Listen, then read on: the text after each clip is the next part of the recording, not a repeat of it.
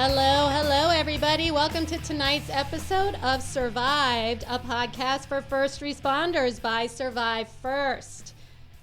Survived is brought to you by Space Coast Podcast Network and Dirty Oar Beer Company. My name is Karen Monda, and I'm here with my wonderful co-host, Chris Hattaway. And we have Chris from the Dirty Oar Beer Company, so welcome, everybody. How's it going, everybody? Pretty good. Yeah, absolutely. We're really sorry we were a few minutes late. Chris had a little thing he had to deal with. Yeah, I mean, being a first responder driving down the road, I see a guy fall off his bike, and the guy looks like he's like DFO'd, like not moving, and I'm like, oh, here we go. Anything to hold us back from getting to this time together. Thank you for logging in, listening in. We're so excited to be here today.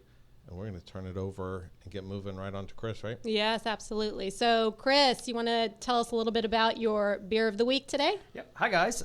Chris from Dirty Oar Beer Company. We're located at 329 King Street, and today we have our latest beer, which is called Sublime. And if you can see the spelling of it, it is a blonde ale, a big blonde ale that is 6.6%, and it has key lime and lychee in it.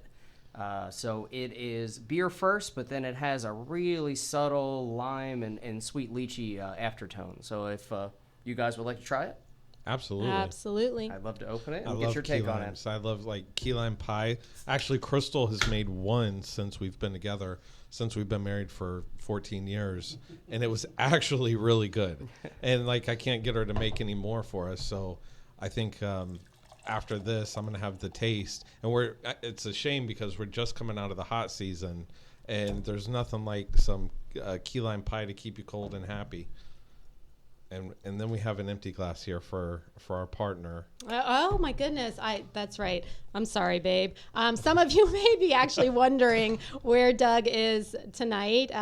He has been traveling so much the last few weeks. Actually, just after our last episode, he hopped on a plane the next day and flew out to Utah, came home for a couple days, then flew out to Virginia last week, where he spoke at a big conference called Impact of Trauma on Law Enforcement Officers. That was here. Cheers for Doug. Cheers for Doug. And he actually got on a plane this morning at about 5:30 a.m., and he is out in Seattle for the entire week. So last time we were here, or actually it may have been the last time you were here, Chris, we were joking around about how he might have to travel and be away on our anniversary. Right. And he jokingly said that he was going to be, but he's actually away. Yeah. And we're missing him. And so I checked into him right before I got here and asked him how it is. And he said, it is cold, wet, and rainy. Oh. So, and I told him, hey, it's beautiful here, and I'm with your beautiful wife, so it couldn't be any better, right? That's correct. Right. I think all he took was T-shirts. Yeah. So, and he did that on the last trip, too. So last night I asked him if he looked at the weather app to make sure everything was going to be okay, and he said, sure. He's a tough guy, but I know that he gets cold really easy. He gets really cold very, very easily. A little bit of body fat that he has, he's shivered. I see him, at the first race, the first responder 5K, I let him wear my jacket. That's right. And he was like, this is a nice jacket. I said, well, we'll have to get you one. So maybe we need to do a fundraiser for jackets for Doug. Maybe we get one with a patch or a logo from every agency that he sees. That would be cool. That would be awesome. So I actually really like this. What do you think? It's perfect for my palate. I really do enjoy it. Yeah. So Excellent. Thank you so much. It's really easy. It's really easy to drink. It's not too much, even though it has a higher ABV. It does drink very smooth. Right. And so my wife and I, we just learned about bourbon and went on the bourbon trail. And I know you got some secrets hiding. So please stop by the Dirty Oar right there in Cocoa, right on King Street, right before you get to Forest. And my favorite saying, the best little Oar house in town. You're right there, right in the center of everything, beautiful downtown Cocoa Village. Yeah, actually, if I could plug a couple of things Please really quick. We were a part of the Village Strikes Back yesterday in the Riverfront Park, where they did, I think it was 9 different bands from 12 to 9. It was actually a really good turnout. And we donated our beer and took donations for the people taking the beer, and we raised $1,633 for the Bahamian Relief Fund. Wow. Absolutely. Every bit of that money went to the Red Cross. And also, I would like to plug, we tried to do our anniversary party on September 1st, but the hurricane came. Yeah. Of course. So we didn't get to do that. But the reboot of that festival will be on the 10th of November. And we'll have 7 food trucks. We'll have, music playing and outside tents and everything. So it should be really fun. And we hope everybody could make it out for that. So the official day is November 10th. November 10th. November 10th, the reboot to the anniversary of the Dirty Oar. Please come out, show up, bring your friends. Lots of great food. Help and support the people that help and support us. And what Chris was just talking about, there was a completely free event yesterday in Cocoa Village. A bunch of bands, a lot of people came out, and all of the proceeds for that went to help the Bahama Relief Fund. So great work that you do there. We appreciate it. How's Paul doing? Excellent. He wishes he was here, but things But he's to do. enjoying his long vacation. It's a working vacation Yeah, because okay. he helps his parents with their right. cheese business up there. But Oh, no, awesome. he's doing good, and he can't wait to get back. Very good, very good. I did want to bring up, unfortunately, in Cocoa Beach, from what I understand, it's still going on now this afternoon.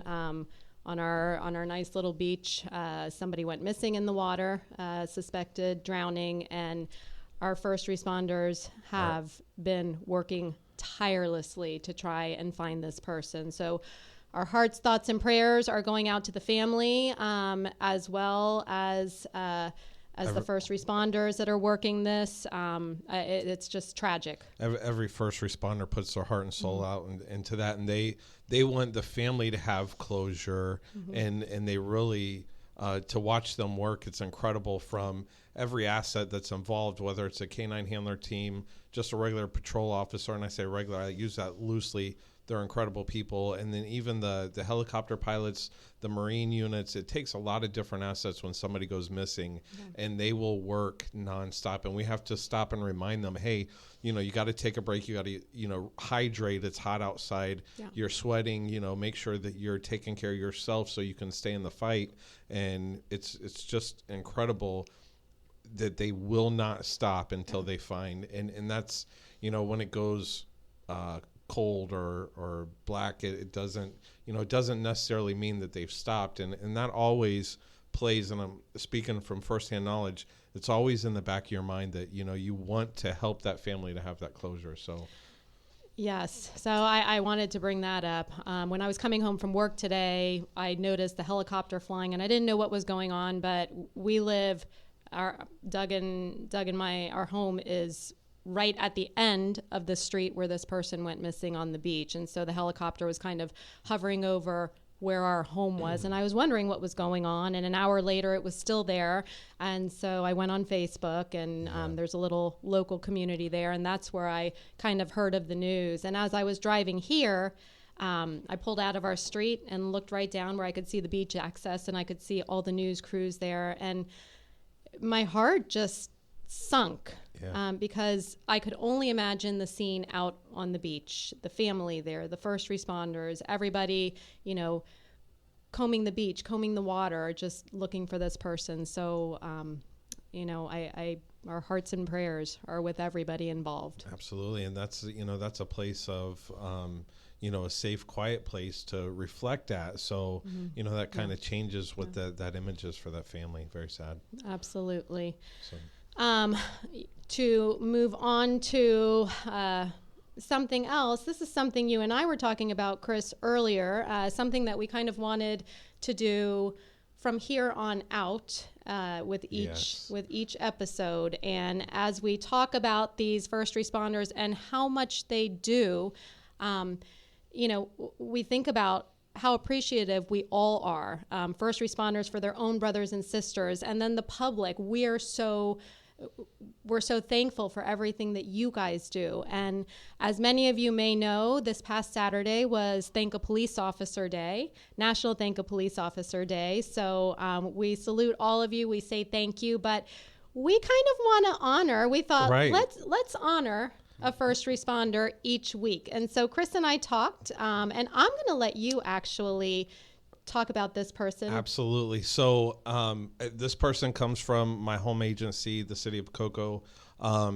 She has worked for the Cocoa Police Department for many years, done some incredible work as a detective for many years, and decided to step outside of that, go back and work the road. And then she found her little niche, and that niche is being a school resource officer. So the recent development that really highlights her abilities and her impact in the community, she noticed that some kids that we had in our Cops and Kids summer program, the way that the schools align where, what neighborhoods go to what schools, she noticed that these two kids were having to walk a long, long way just to get to and from school. So they lived just short of being able to ride a bus. And she took go ahead. I think, well, no, actually, I know that it's 3 miles that you have to live from school in order to be able to get a bus. And so those kids, because we have kids at my school, same thing, those kids that are 2.9 miles away, they are not eligible to ride a bus. And so if their parents cannot bring them to school because they have to get to work early, they have to walk. And some of us think that's not that far, but for a child, especially that comes from a Title I school, absolutely. Title I school is more challenged. More challenged. Many of the families are in poverty. Some of these kids may not have eaten breakfast, or just lots of things they might not even on. have people at home getting them up on time to make it to school on time. So the fact that the boys show up to school, I mean, cool. In the heat, they're pushing themselves to get there, and just exhaustion. So the officer, her name is actually Branda Marchica. And you've heard Doug talk about Tony. Her husband works with us also. Just a great family. But she took it upon herself to reach out to the people and say, hey, here's a need that we have in our community. Can somebody help us? And she was able to organize brand new bicycles for these young men. And I think it even followed up to a couple more kids. It did just the other day. So it's really taken off. And I my heart goes out to her, because it's a lot of work. First of all, to be vulnerable enough to ask for help, and to ask for help in the school. And what she's doing, the relationship that she's building with those kids in that school are really, really growing very fastly. And she's absolutely the right person to be in that school, and she's doing a tremendous job. We couldn't highlight just a better person today, because she has stepped out and really poured the love into those kids. So we're so proud of you, Branda. Yes, Branda, thank you so much. We love you. It brings, as a police officer's wife and also as an educator myself, I cannot tell you, Branda, just how much we all appreciate this. Myself, your colleagues, the kids that you are impacting, the school. I see the smiles on the faces and the pictures, and the families of these children, what an impact you're having. So thank you very, very much. That said, we want to be able to do this each time we come on here. This would be something great to end our first segment with. And so if you know of a first responder that has done a good deed that you would like for us to highlight, please shoot us an email or shoot us a message on Facebook. Absolutely, but private message or whatever. And remember, your first responders, they're not going to tell you this. They're not going to. They don't do it. Brandon never did this for any accolade, any show of anything. She did it out of the kindness of her heart. She probably doesn't even know that we're recognizing her well, right now. she might now. I know Tony listens, and Brandon might pop up here and cuss at me in just a little bit, and if she does, that's okay. But we're so happy that we can actually recognize her. But please let us know so we can recognize some of the first responders. They don't always share what they do. They do it out of the kindness and out of the love of their heart. And people need to know. People need to know how great the first responders are around them. And that's not just limited to police officers. Please let the firefighters know. People are always doing great things. And just to take a moment to say thank you. We really appreciate what you do. We know you have it in you, and everybody else deserves to know how great you are. Absolutely. I think that we are about ready to go to our first commercial break. So, Chris from the Dirty Oar, thank you so much for coming out tonight. Thank you guys for having me. And sharing your delicious beer. And we will be back in just a minute. What's our topic, Chris? It's going to be loyalty. Who are you loyal to? Who are you loyal to? So check back in just about a minute. See the Dirty Oar.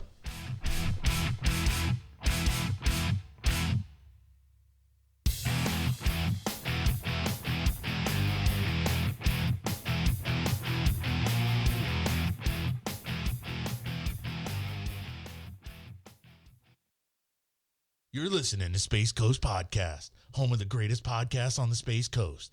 If you're interested in becoming a sponsor or having your own show, email us at spacecoastpodcast@hotmail.com. Space Coast Podcast. Talk hard!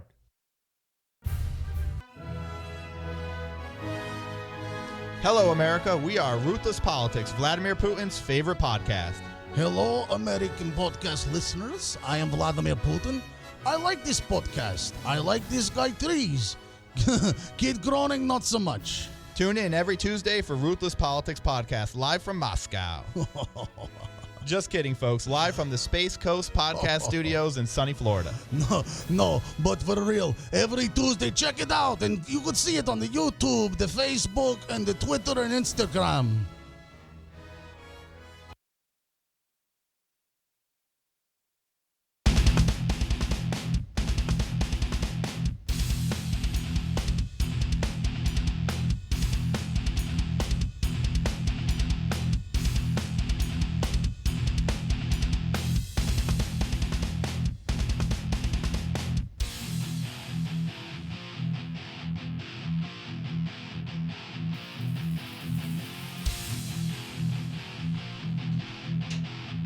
All right. We're back. I had to do that in favor of Doug. We miss you, Doug. Hey, thanks for tuning in. If you're following us on Facebook or wherever you catch a podcast, we're back with Survived. Chris Hattaway here with the beautiful Karen Monda. We're missing our partner in crime, Doug. I just have to say this, babe. You're lucky you put that second comment in there, that just kidding, because I was about to blast you for a second. Hey, thank you all so much for tuning in to us. And we'll jump right into this. Actually, the first thing I want to acknowledge is, and this is very near and dear to all of our hearts. And so today, where we stand right now, 159 officers, first responders, have that we've lost them to suicide. And that is just law enforcement officers. Just law yes. Again, there's an organization called Blue Help, right, and they collect data on law enforcement officers who have completed suicide.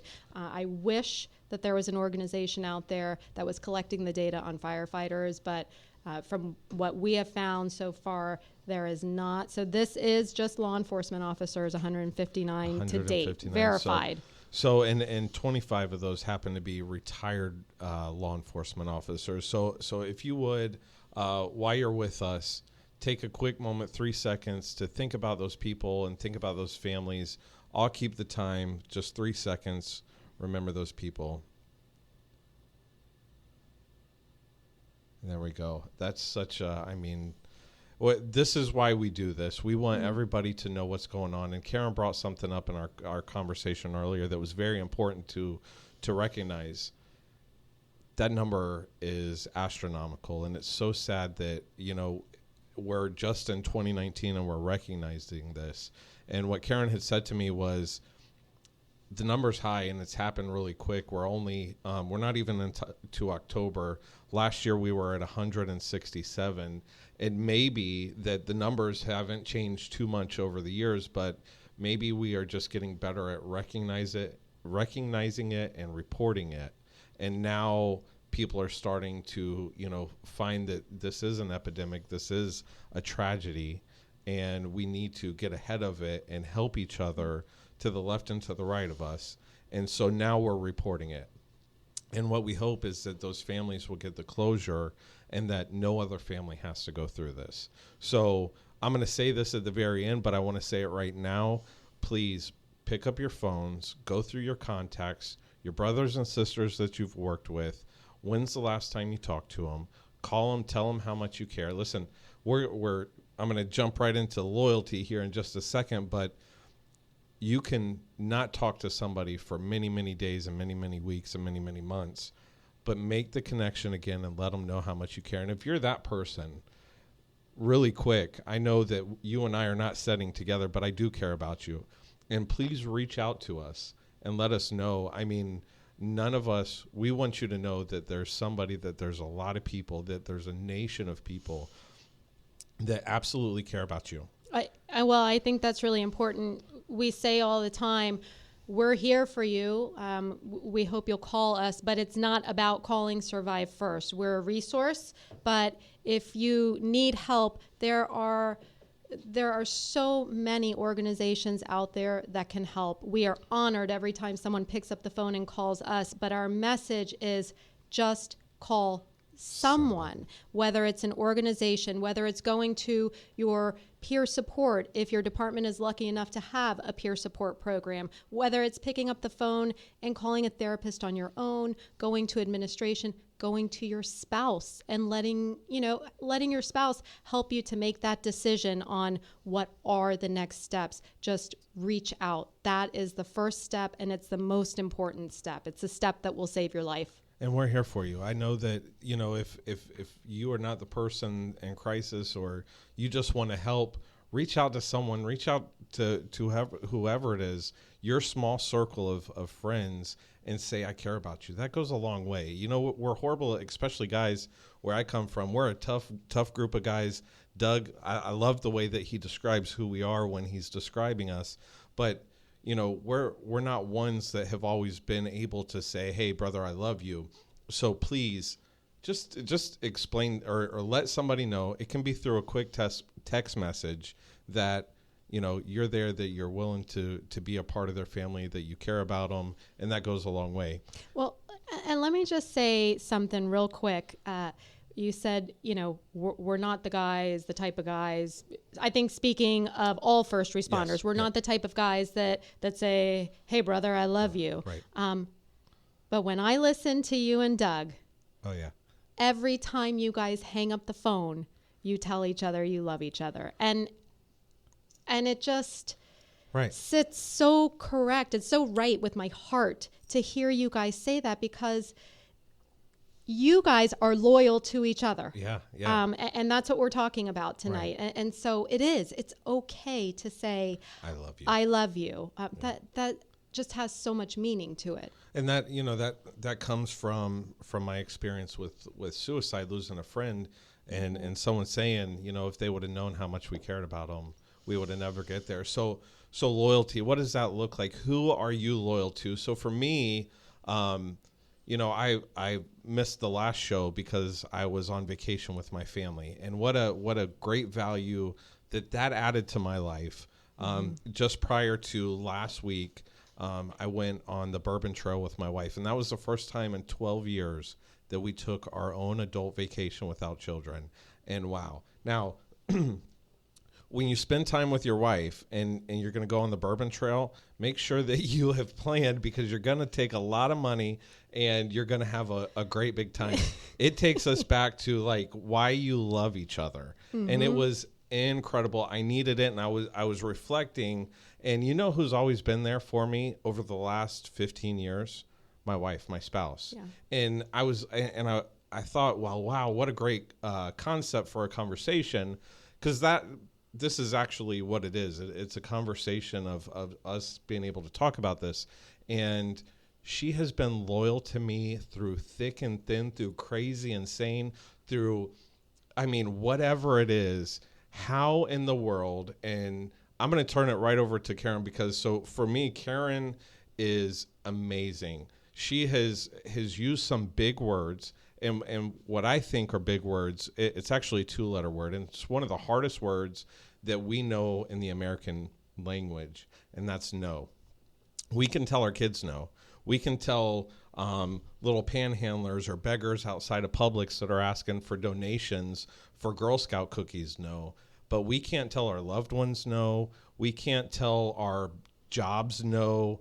We can't tell our friends no. So that word no is just a huge word, has a major impact. And I've heard Karen speak, many different things. And one of the things that I can remember from way back, and when Doug was working at the agency, she would not give up on Doug.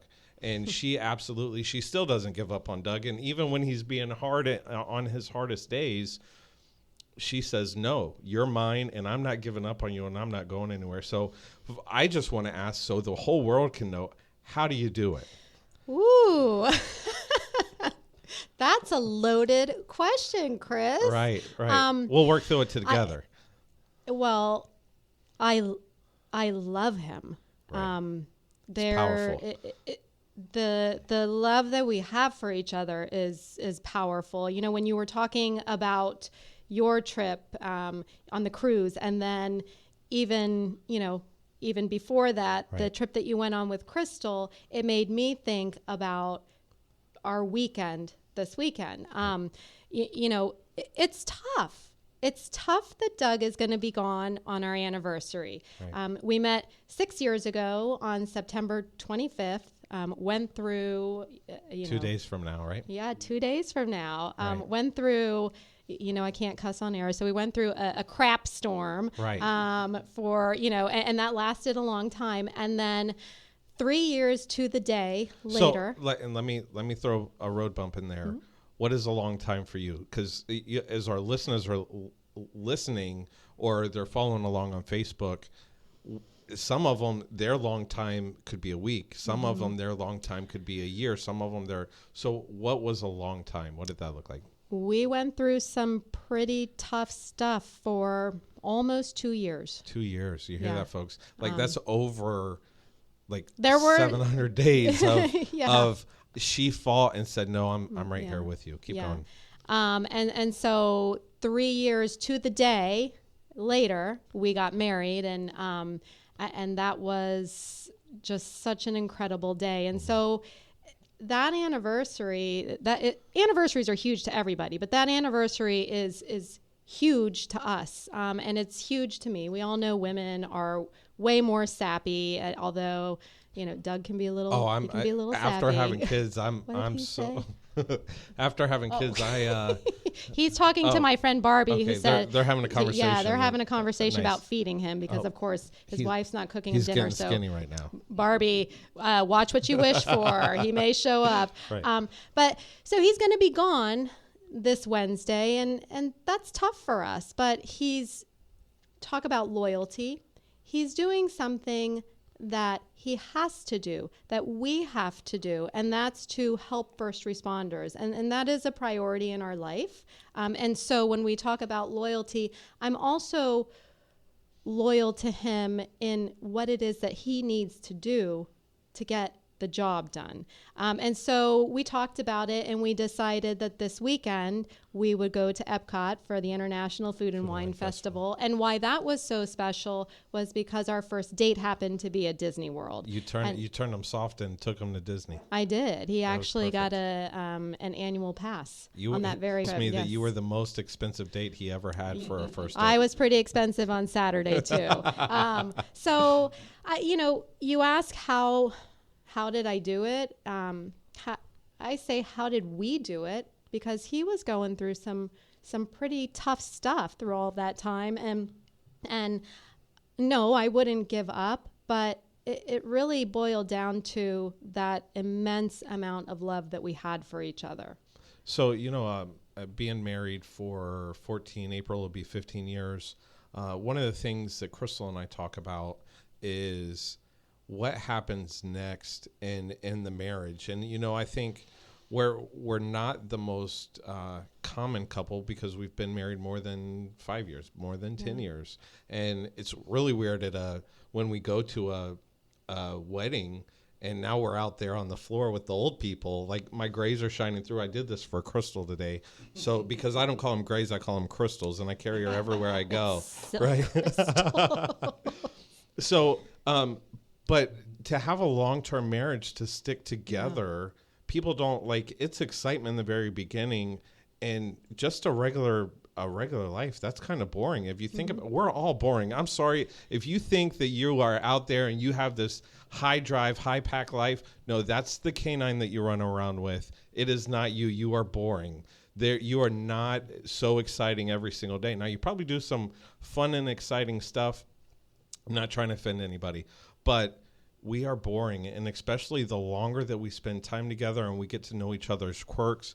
You know, my mother said to me growing up, you know, the person that you should get married to, you can love them when they wake up in the morning and they have stinky breath and nasty hair and they look their worst, and you can still love them.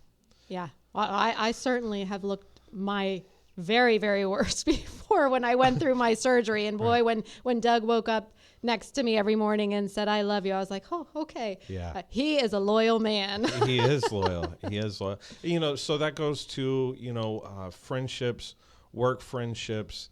And, you know, so for me, law enforcement is probably the most loyal group of people that I know. Second to my friends that were in the military. Actually, there's a small group of guys that I deployed with that we actually have a text thread, and we might not talk to each other for 2 years, but we're texting every other day, every day.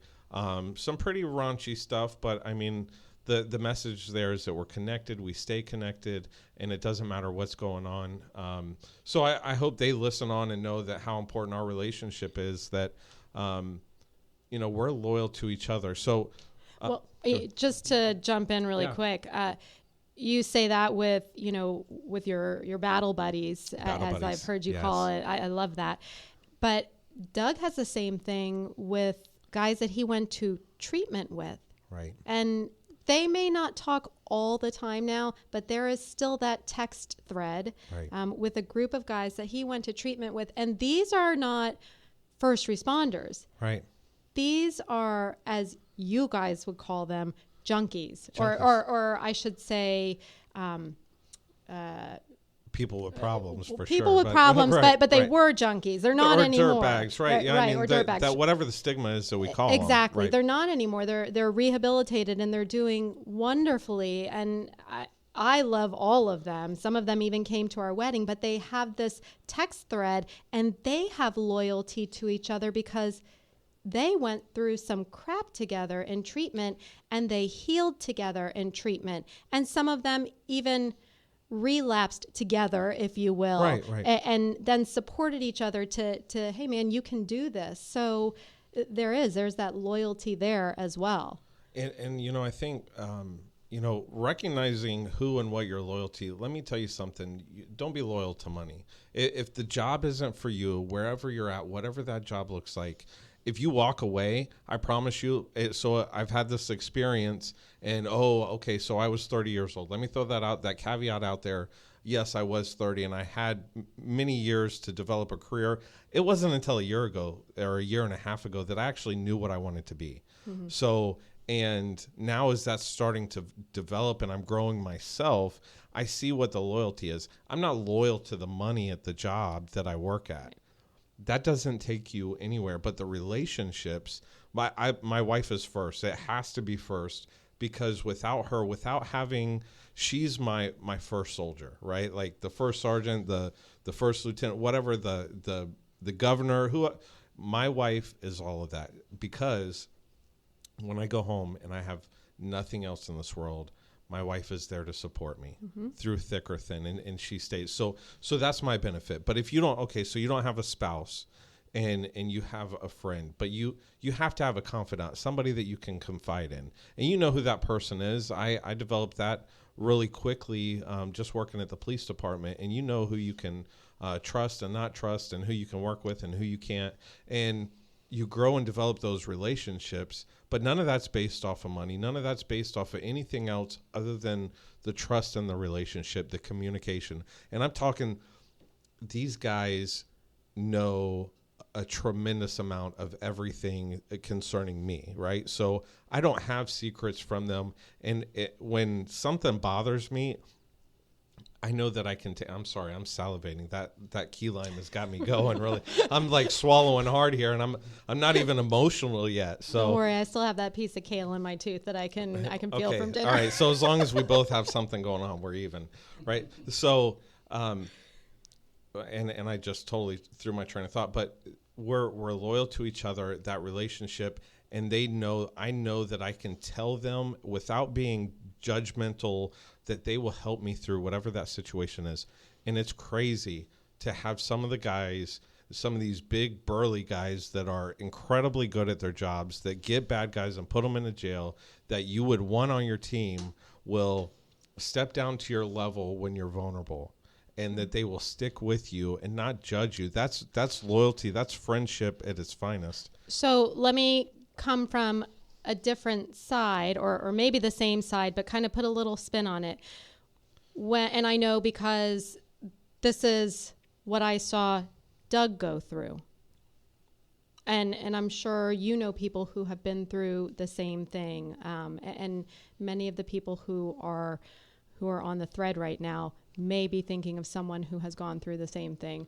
When you are going through a mental health crisis, it is very, very possible that you feel that no one is loyal to you. And you feel, not that you can't be loyal to someone else, but when you're in a crisis, you have lost all hope, and you feel like the world is against you. And even if somebody is reaching out to you, I know, because I was on that other side, reaching out and saying, hey, I'm here. I know that even at our lowest of lows, there were first responders that were dear friends of Doug's that were trying their very best to take care of him. Well, but he still felt that there wasn't, I think, that there really wasn't that true loyalty, that everyone had just given up and there was no hope. So I think it's very, very important for everybody that's on here that is listening to us in talking about loyalty. When you notice somebody who is changing and those changes seem bad and you can't figure out why this is going on, stop for a second and think, this is when you need to show your true loyalty to that person, because it's quite possible that there's something very, very serious going on, whether it's divorce or substance abuse or mental health condition from PTSD or depression or anxiety. But when you notice those changes begin to happen, many of us, it's in our nature to kind of push away and become angry. And I think with a lot of marriages, sometimes that's why a lot of marriages wind up failing in the first responder realm, because I think for Doug and I, it was a little bit different. We were fresh in love. We had both come out of terrible relationships, and that new love was still there. And so I think that is what got us through. But you have your first responders who maybe have been, or first responder marriages, who have been married for 15, 20 years, and something begins to go wrong. And they don't know how to fix it. They don't know how to fix it. Right. And say, why are you being such an a-hole? Or the friends say, gosh, what's wrong with you? It's at that moment that we need to stop for a second, take a step back, really look at the big picture, and that's when we have to show our loyalty. Well, and I can say I never questioned Doug's loyalty or where he was at any point of anything that he was ever going through. I knew where he stood as far as today, if I needed anything, I knew that I could still depend on him, even when he was going through it. Yeah. If I needed anything. And so you really have to know your friends and your tight-knit circle really well. And if there's a spouse involved, you got to be able to communicate and ask for help. I mean, how can you ask for help going through that? And what did your support system look like in that time? I didn't really have much of a support system going through that. I had one friend, right, and she is one of the dearest people on this earth to me. You probably know her, Rosie. Right. She was loyal. She didn't judge. All she wanted was really my happiness. And if that happiness included our happiness, then she she was happy for happy. it. And so she helped me through that. But I really didn't have much of a support system. And that is why, as far as spouses go, that's why we really, really try to let spouses know that we are here for you too. Because many times those spouses don't have that support system when they're going through something. A lot of people give up. I think watching you talk in that setting when y'all come to Brevard County and you're willing to open up the doors to the first responders and the spouses, I think that's probably one of the hardest talks, one of the hardest days of all of it, because now we're talking to different people. Holy crap. Like, if you saw my wife, she's nothing like me. She's way smarter, has a way better personality and attitude. And I mean, she's behind every good guy, there's a great woman. That's what she is. But I know when you get up and you talk and breaking those walls and barriers, because as a first responder family, everybody has their walls up, and we don't let anybody come in. And even to be a first responder meeting another family, we're like, okay, we're on crazy watch. Like, we don't want the wrong family to come into our tight knit circle. So you have to break that barrier really quick to get through to that spouse, and it's really hard and dry. And then you open up to them, and to see the transition in just that short amount of time when you're talking with them, it really is incredible to know. And listen, follow Survive First on Facebook. This is not just a plug, but to know when and where they're going to be, when they're opening up, where they're speaking at, because there's always something to take away. There's a great story. There's a ton of support. And just to be able to sit here today and talk with Karen and see what she's been through. Listen, there was a person out there that had one other person to lean on, and she stuck with her first responder, with Doug, through thick and thin. That's not easy. No, it wasn't easy. It wasn't easy. And you smile and you say it like it was easy, but you... Well, I smile now, and Doug and I actually, we are just at such a healthy point in our relationship and our marriage, and we know the strength of our love, that even when there are difficult days, we can get through that. And so we're very transparent about what we went through in our relationship. If we weren't, then we're not doing the right thing here for first responders and their spouses.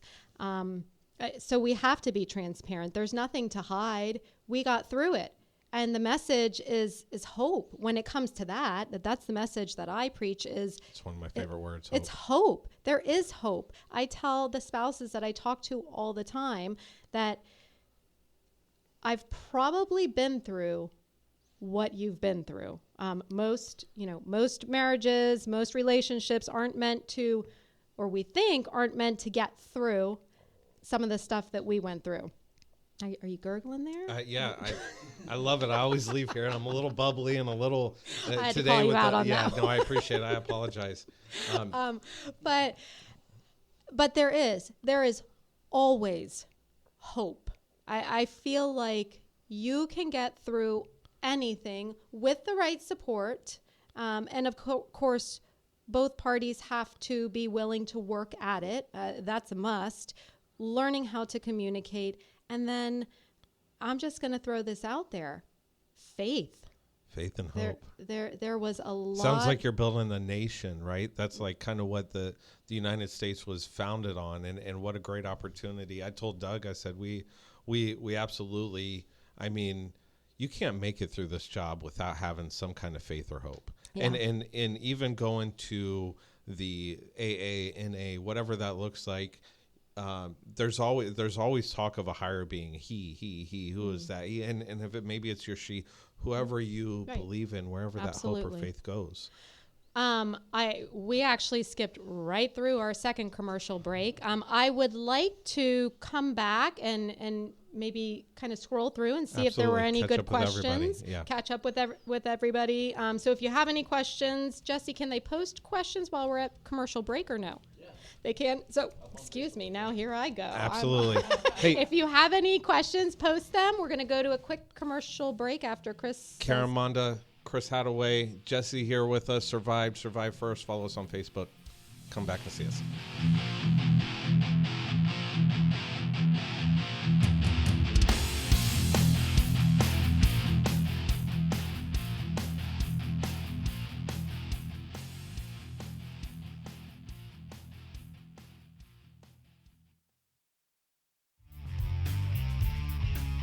Hey, I'm Vinny with the all-new Vinny Marino podcast.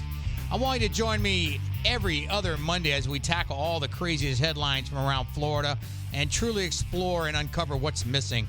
Also, we will invite the exciting guests from our community who have seen it all and aren't afraid to spill the beans about it. And finally, we can't forget about Vinny's top 3 rants and raves about traffic, restaurants, and events. Join us on Facebook as we go live and bring you behind the scenes of each show and let you be a part of it. The Vinny Marino Podcast, all Space Coast, super raw and unedited, straight to your dome all the time, live from the Space Coast Podcast Studios. Listen everywhere you find podcasts.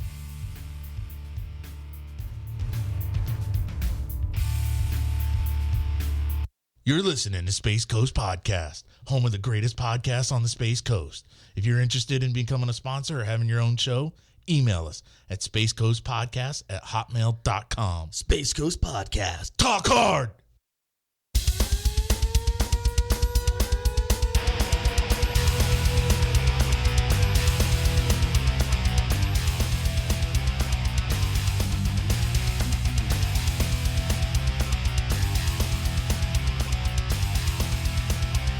All right, welcome back. Welcome back. Am I on? Yes. All right, You're on. welcome back from the just- break. you pulled Hey, a Doug. I'm sorry, I had that maybe that donut left in my mouth from that Karen was sticking in my face earlier on. So we were just talking about loyalty. We're talking about spouses. Karen's gonna address some of the comments that we were just reviewing.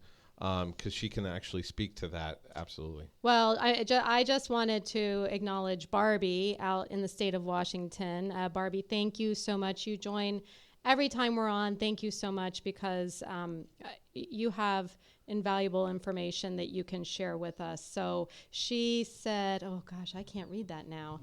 Can you read that? Yeah, she Chris? said there's very little support for spouses of first responders. Definitely need to fill that gap. No support here in Washington either. Well, Barbie, I think that I think that we probably would hear that that's the case nationwide. I've spoken to several spouses just in recent weeks that say the same thing. One was from, I spoke to one just last week actually. She's out west as well, and she was saying the same thing. Not a whole lot of support for spouses, and that we need to do more. We need to do more education. That's something that when I'm available to join Doug in these conferences, that is one of the things that I teach about is actually surviving the first responder marriage. But Barbie, I know we've talked on the phone several times, but we need to continue those conversations because I think you and I together have some really good ideas that we can work together and partner together to help spouses throughout the nation. So I'm here for you. Whenever you need me, give me a call. Absolutely. We should issue every first responder some kind of like boots for their spouse or their significant other, because you're in the trenches with us. You know, everything that I feel, you feel, we go through it, and you might not feel it the same way because I won't even give it to you. I won't allow you to know what I just went through because I don't want that to even scar you. I don't want you to hold on to that memory or worry about me.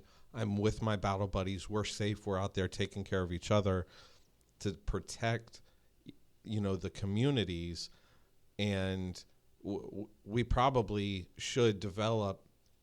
And as this grows, as Survive First and the message across the United States grows, maybe that's something else to look at, how we can immediately our newest hires at Coco, they went through the last time you and Doug were here speaking, which was incredible. That was great. And they brought one of them brought their spouse Their with spouse. them. Yes. Absolutely. So that was fantastic. I was so happy to see that.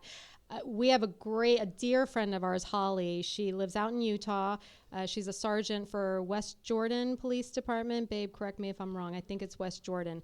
She and I have talked quite a bit about this whole spousal support thing. And one thing she has implemented at her department is for every new hire, they bring the spouse in and they do a training for the spouse, and they take them and give them a tour of the police department so that they know that they feel like They can it's their visualize home. where they're at and who their Absolutely. spouse is with. Right? And I think that that's such an important first step. So hats off to Holly, West Jordan Police Department. I think everything that I hear, I think they're doing a great job with that. We're going to continue to develop it, but we have to continue to bring each other closer, to remind each other how much we care for each other, to recognize when one of our teammates is out of the fight, draw on our spouses, our significant others, our friends that stay close to us, that follow us around, or that we follow around, that we meet with on a regular basis, and we find a way to communicate.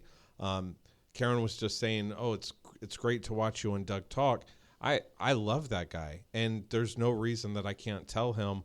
I always get tickled a little bit every time I'm leaving someplace and I'm like, I love you guys, or you girls, or I love all of you. And the faces that I see, like, because no one's told them that's outside of their family or their close circle, that I love you. And that's a profound statement. When you say you love somebody, that means I'm willing to go to the ends of the earth for you. I mean, I stopped today just coming here for a guy that I didn't even know. A little bit of help. And hopefully that guy got absolutely everything that he needed. And I believe in the first responders that showed up to help that guy today. But what does it take to just give a little bit more of yourself? And yes, you're stretched thin. Your family, you have very minimal time. We understand those things. Take a moment, connect with somebody, tell them how you feel.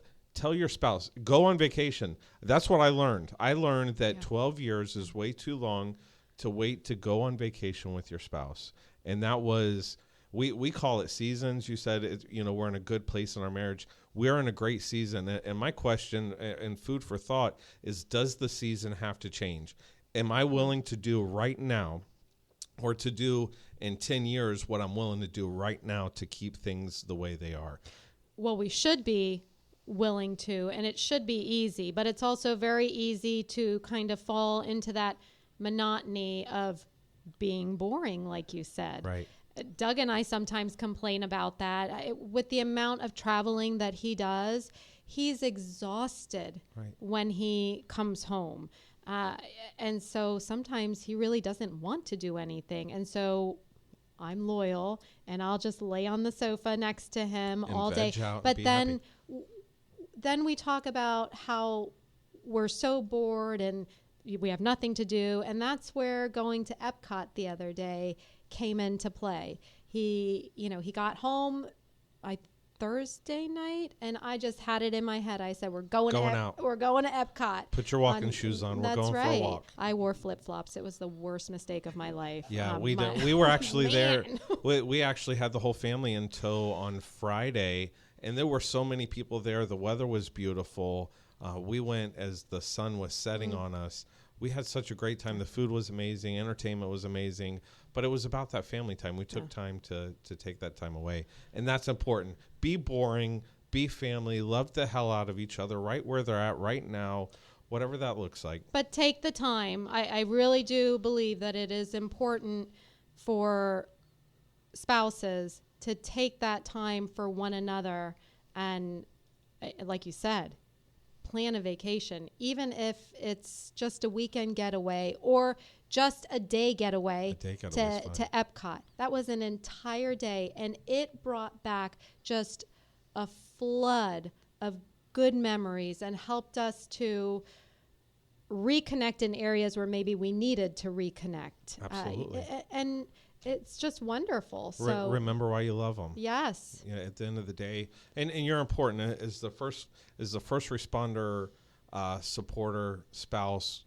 significant other, you're important too. You matter. You make an impact in the communities because you allow us to have your family, your person. Well, and I think that that's important. Of course, I always jump in on the side of the spouse, but I think that that is important for our first responders to hear. It is so important to make your spouse feel important. Absolutely. On Saturday, I felt so important. It was, of course, I did get some complaints because I wanted to stop and take pictures with every character, and and then I sat there and talked to Alice from Alice in Wonderland, and having a conversation with them can be superficial and just right above. Yes, but I felt so special. It was whatever you want to do. I mean, just it was a day really that was for us, but for me. So he poured it into you. Yeah, and that's very important because so many times we love pouring it into you guys. Right. I mean, we really do. Right. It's our heart and soul. Crystal, you can probably speak to the same. She's talking smack. She's saying that I'm pouring it on thick tonight. Oh. Well, and they got to know that she has to know that I love her and I do anything for her to take her to the ends of the earth. It's super valuable. Stay loyal to who you know. Stay loyal to your group. Stay loyal to the people in your family. And if your family isn't your spouse, then it's whoever that you confide in. But check on each other. Check out. Make the phone call, send the text message. It doesn't have to be an intimate relationship. Have a relationship, have a positive relationship. Have those big words, the hope, the faith, the trust, the love. Have those words. And remember, you can say no. You can say no. Absolutely. As we wrap this up, you want to throw some things out there? Sure. Hang on just a second, Jesse. We're going to get to that event in just a second. We actually have a few events that are coming up. The one that I really want to plug right now is our Run for Responders 5K. That's January 4th. You can find the link on our Facebook page. We have an event created for Run for Responders 5K on our Facebook page. Wow, that's big fun. It is. It's so much fun. What a great night. We are looking for sponsors for that 5K. Absolutely. So, I mean, it takes a lot to put that on and to make it as wonderful as it is. So we are looking for sponsors for that. One thing I will say is that October is your last month to get in at the early registration price. After October 29th, the price goes from $25 to $30 for registration. So please get in at that early registration price because you're going to register anyway. Absolutely. So you may as well get the good You can deal. sign up there. Crystal will be there working her butt off. Trying to get everybody into the event. You don't have to run. You can walk. It's a great time. Yeah. You'll see other agencies out there. Lots of support. All kinds of first responders. Our brothers and sisters in green also. A lot of military come out to that event. So please just sign up now so we have a head count. If we're doing the medals again, you want to have one of those medals. For sure. Those are highly sought after, and we'd love to just spend the evening there for you. The Dirty Oar will be there providing free beer. Free beer. They're actually going to be providing the the charity beer that they did for us, Everyone's Hero. So that's pretty exciting that they're going to make another batch of that. I think we were going to announce it on this podcast, but I think we're going to hold off until the next one. But we have a gigantic announcement coming up for something that will be going on next summer. So please come back next week because we're really, really excited to roll that information out. Coming up on October 5th, this is, Jesse, you can go ahead. Yes, coming up on October 5th, MFC Motorcycle Club, the East Central Florida chapter, they are having their 7th annual charity poker run, and it will benefit Survive First. All of the proceeds that are raised from this charity poker run will go to Survive First. It's not just for bikes. Right. Cars can come out as well, even though you see a motorcycle there. We want cars. We want motorcycles. What else? Sidecars. Well, yeah, absolutely. All that craziness. Check it out because you don't even have to be in a vehicle. You can meet at the different points, pour out your support there, Absolutely. and that's a great way to be involved. 4 great stops. Dirty Oar is going to be the first stop. Absolutely. And then Rising Tide. Then it'll shoot on over to Jonathan's in Cocoa Beach, and finally Lou's Blues. How can you turn that down? I know, yeah, It's I a know. great route. First bike goes out at 10:30. Last bike in is at 2:30, and from there we'll do a whole bunch of raffles, and there are some pretty cool items for live auction as well. So if you want to sponsor us, you don't just have to do monetary donations. You can actually provide us with a raffle to help us raise funds also. Absolutely, it's gonna be an awesome day. Hey, thank you for your time. Thanks for listening to us. Follow us again in 2 weeks. Follow survivefirst.us, Survive First on Facebook. Thanks for visiting Survived. We appreciate all that you do for us. And where can they find us? Where can they find the podcast? And anywhere that you follow podcasts, but specifically the Space Coast podcast, right here, anywhere you see podcasts, we're out. All right. See you in 2 weeks.